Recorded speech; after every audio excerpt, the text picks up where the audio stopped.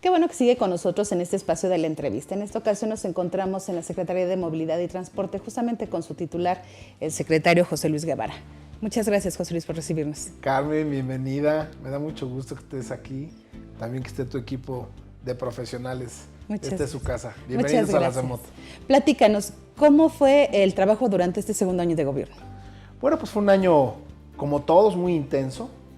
Es importante que quienes nos ven tengan muy claro que estamos hablando del periodo del 5 de septiembre del año 2017 al 5 de septiembre del año 2018. Ese es el periodo que estamos evaluando. Pues, por supuesto, el segundo año del gobernador fue muy intenso.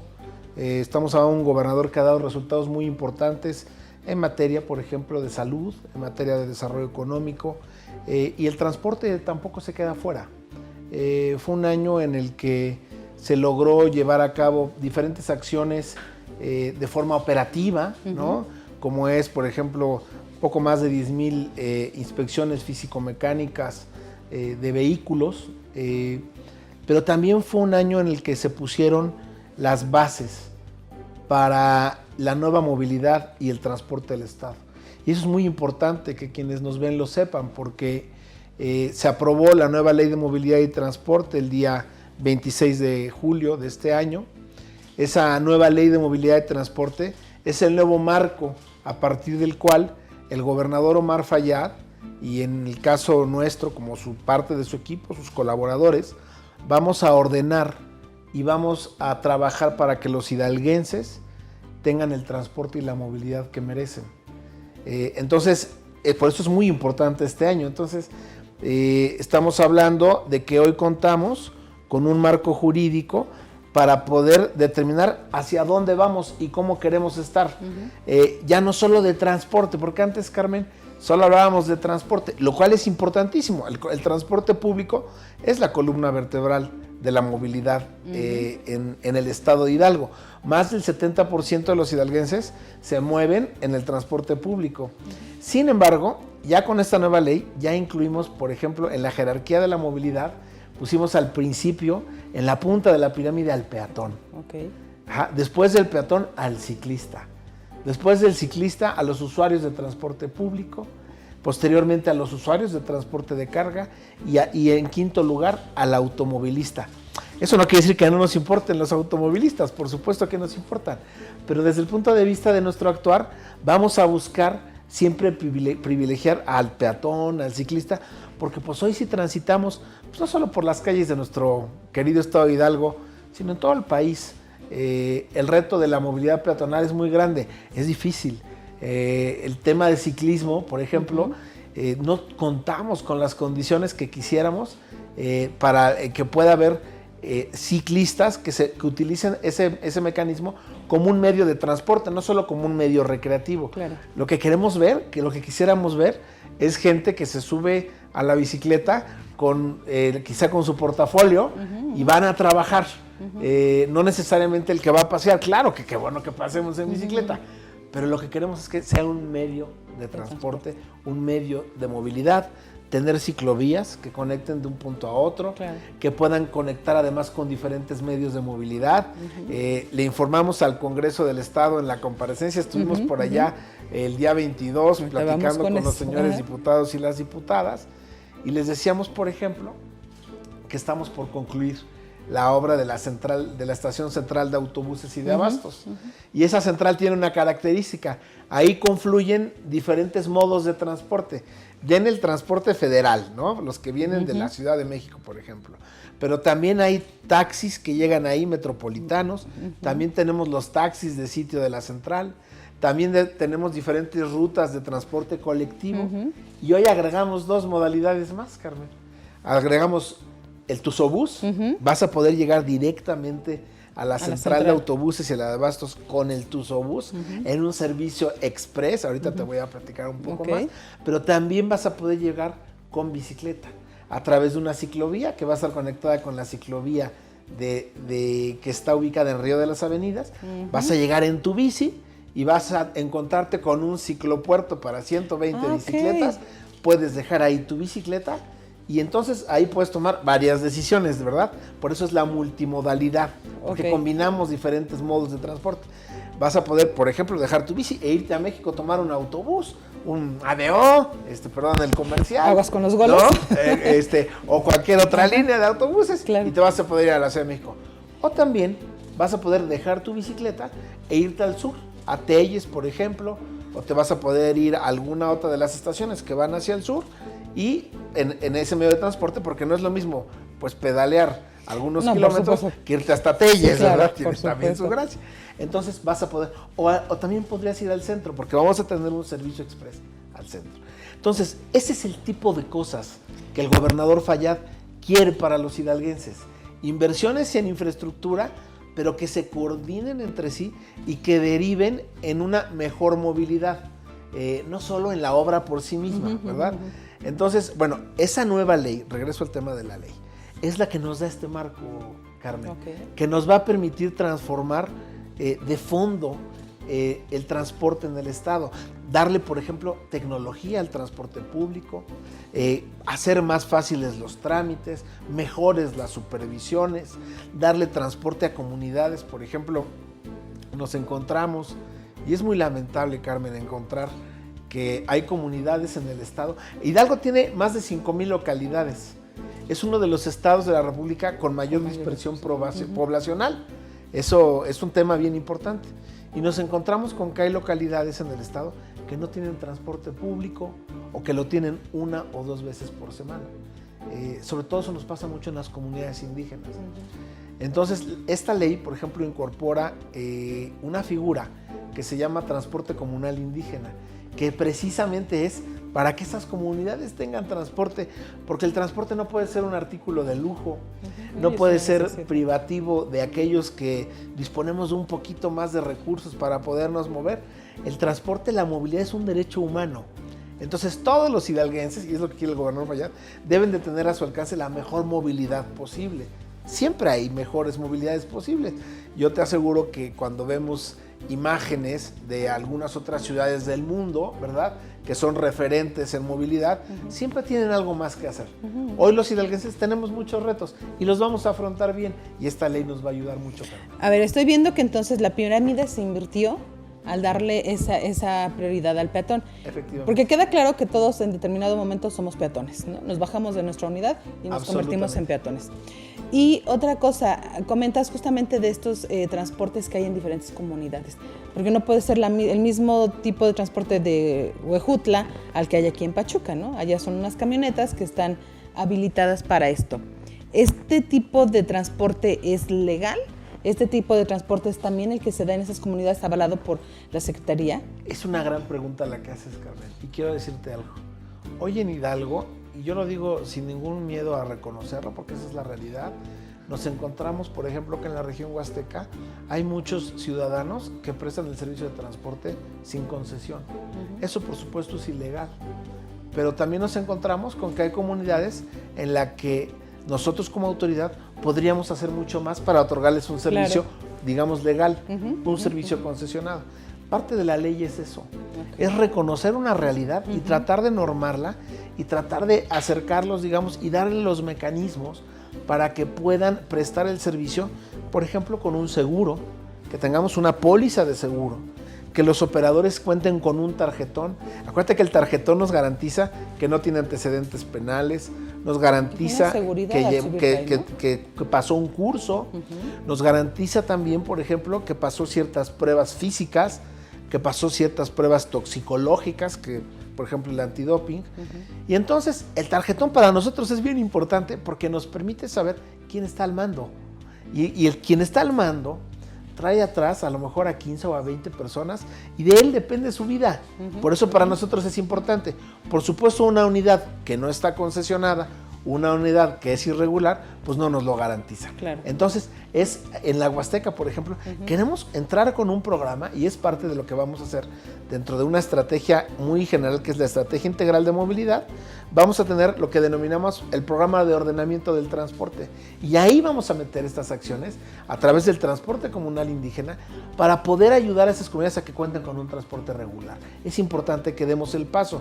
Ahora, mucha gente nos preguntaba, ¿eso significa que en las comunidades unidades van a traer los mejores vehículos posibles, no necesariamente. Tenemos que ir gradualmente. Sí, con las mejores condiciones. Efectivamente, tenemos que ir gradualmente hacia una mejora. Lo primero es incorporarlos a esta regularidad. Ok. A ver, platicamos justamente de lo que es el transporte federal, el transporte estatal. Sí. ¿Qué pasa con estas unidades que ya se había pedido que se renovaran para dar ya un servicio pues ya de calidad y de seguridad? ¿Ya está el parque vehicular del transporte actualizado en la entidad? Bueno, se va renovando siempre. Es un ejercicio, digamos, constante, a través del cual el concesionario pues va haciéndose de vehículos, cambiando los que tiene, sobre todo por un tema, no solo por la norma, que claro que es muy importante. El principal, por ejemplo, insumo de un transportista es el combustible. Claro. Las unidades de cierto tiempo pues gastan más combustible que las que son más recientes, ¿verdad?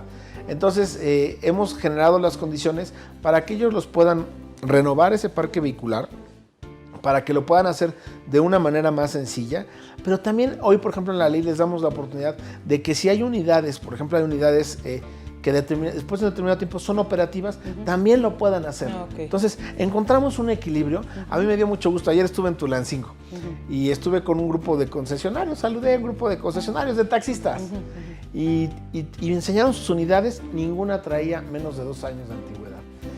Y son muy orgullosos de tener sus vehículos en esas condiciones, porque además la gente los llama más. Te voy a poner un ejemplo, Carmen, muy interesante. Hoy en la ley traemos una nueva figura, que es el servicio a través de aplicaciones móviles. Y lo digo así para abrir el debate. Mucha gente nos decía, ¿por qué no vienen empresas como Uber, como Cabify, y ahora como Didi? Y la respuesta es muy sencilla. Nosotros lo podemos hacer. Los hidalguenses lo podemos hacer.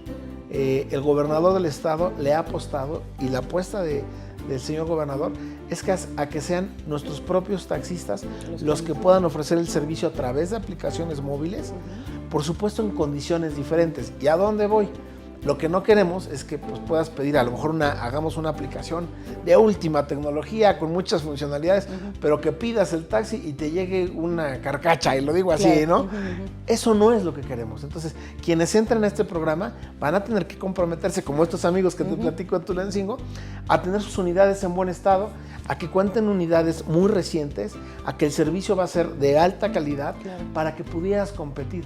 Porque aquel que pide un servicio a través de una aplicación móvil, como por ejemplo Uber, no solo está pidiendo, no solo es porque tenga la posibilidad de hacerlo a través de una aplicación, sino porque va a llegar un vehículo en buenas condiciones, porque quien está operando el vehículo lo va a tratar con mucho respeto, con atención, ¿no? Va a estar limpio, va a estar bien presentado, la unidad va a estar limpia, va a oler rico, a lo mejor te van a ofrecer una botella de agua. ¿Qué es lo que dan el servicio? Yo me pregunto, ¿a poco eso no lo podemos hacer los hidalguenses? Claro. Yo estoy seguro que podemos, y además lo vamos a hacer, y lo vamos a hacer mejor. Pero con una ventaja: el dinero que se genere se va a quedar en Hidalgo y va además a servir para que se reinvierta en un mejor transporte público, porque eso va a incentivar a que todos y muchos que quieran ofrecer ese servicio se avienten a comprar unidades más recientes, mejores servicios, se mejoren y se profesionalicen. ¿Por qué vamos a dejar fuera a nuestros taxistas de este desarrollo cuando lo podemos hacer, insisto, bien ordenado y con reglas? Le queremos incorporar a este tipo de servicios cuestiones como el botón de pánico, la localización, por supuesto GPS, cuestiones también como el bloqueo de la unidad en caso de robo. Entonces va a ser muy integral. Eso es ya lo estamos trabajando, te lo quiero decir, ya lo estamos trabajando, y ese es el tipo de cosas que trae la nueva ley. Entonces yo sé que quienes nos están viendo van a decir, oye, el secretario habla mucho de la ley. Claro que hablo mucho, porque hoy tenemos esta ley, y el reto de esta secretaría, Carmen, es aterrizar lo que dice la ley, hacerlo realidad, que no se quede solo, digamos, en el mundo de lo abstracto, ¿verdad? En la parte solamente legal, sino que lo logremos aterrizar a la parte de política pública, que es lo que quiere la ciudadanía. A ver, hablando de políticas públicas, hace poco lo comentabas hace un ratito, con los diputados. ¿Qué es lo que más les preocupa a los diputados en el tema de transporte? Bueno, quiero decirte primero que nada que estuvimos por allá. Vimos en el Congreso una legítima preocupación por mejorar la movilidad y el transporte en el Estado. el transporte y la movilidad no pueden tener color partidista, claro. No pueden tener ideología, y no lo podemos politizar, porque es algo tan importante. Insisto, te comentaba yo, alrededor de 2 millones de hidalguenses todos los días utilizan el transporte público para moverse. Entonces, primero vimos ese compromiso del Congreso. Segundo, fuimos a rendir cuentas, lo hicimos de la manera que nosotros consideramos era la adecuada. Con mucha humildad lo digo también, siempre hay que hacer autocrítica, no solo en la parte profesional o de políticas públicas, en la vida personal soy un convencido de que tenemos que hacer siempre un ejercicio de autocrítica, de mejora continua. Todo lo que hacemos bien lo podemos hacer mejor. Siempre pasa, siempre pasa. Entonces, así fuimos al Congreso y lo que vimos ellos, por ejemplo, preocupaciones. Hay preocupación por el transporte irregular. Muchos diputados nos hicieron saber que ven unidades en diferentes regiones, no en todas, del Estado, que están prestando el servicio de forma irregular. Compartimos su preocupación, les platicamos que estamos fortaleciendo los operativos, y cuando digo fortaleciendo es prácticamente quintuplicando el número de operativos y de unidades sancionadas. De forma coordinada, con la Secretaría de Seguridad Pública, con la Fuerza Especial Conjunta. Incluso hace un par de semanas hicimos un operativo muy interesante en Tizayuca, en donde detectamos vehículos particulares con placas del Estado de México, prestando el servicio de transporte, pues de taxis, que no son taxis claramente. Imagínate cómo nos preocupa, no sabemos quiénes son. No sabemos quién está conduciendo el vehículo, no sabemos cómo están comprando su combustible, no sabemos de dónde. Es decir, es un tema delicado, ¿verdad? Y entonces fuimos con la Secretaría de Seguridad Pública, pero también fue la Procuraduría, incluso el Ejército, por ahí detectaron incluso una pipa en la que no pudo comprobar la procedencia del combustible que estaba transportando. Entonces estamos haciendo equipo, Carmen, porque la ciudadanía lo que quiere es ver gobiernos que se coordinen, que se hablen entre ellos y que sumen fuerzas para dar resultados. Dicen, a mí no me digan cómo le hacen, a mí lo que me interesa es que lo hagan y que lo hagan de la mejor manera posible. Eso se lo platicamos al Congreso, es una de sus preocupaciones. Sin duda alguna, otra de sus preocupaciones muy legítima, por ejemplo, es el tema de las concesiones. A ver, aquí este tema de movilidad de transporte se habla mucho y con mucha, además, justificación. A la gente le llama mucho la atención cómo se están dando las concesiones, es decir, las famosas placas, claro, ¿a quién se les dan? Se les regalan, se le dan a los cuates, se dan por compromisos políticos, a quién se le entrega. Y la gente lo pregunta, y les quiero decir algo que además me dio mucho gusto de entregar estas cuentas al Congreso, y fue que el gobernador Omar Fayad está comprometido con el otorgamiento de forma transparente y legal de las concesiones.